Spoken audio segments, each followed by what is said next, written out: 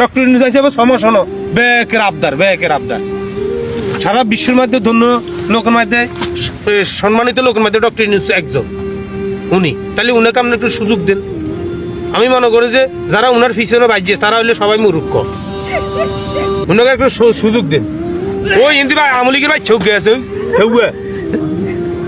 আমলিগের ভাই চোখ গেছে। খবর শুনতেছি ইন্ডিয়ার লগে বাংলাদেশের লগে যুদ্ধ বাজাবাজির কাজ কারবার চলতেছে।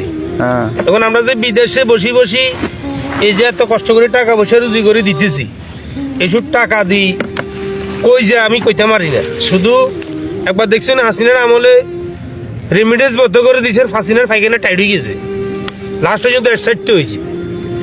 ঠিক আছে নি, এই যে আমরা টাকা কামা শুধু আমরা আঙ্গ প্রবাসী মানুষের আম খাওয়ার পরে বাড়া যেরকম চোর, শুধু আঙ্গুর এরকম সুস্থেছে, সবাই সুস্থেছে আমাদেরকে।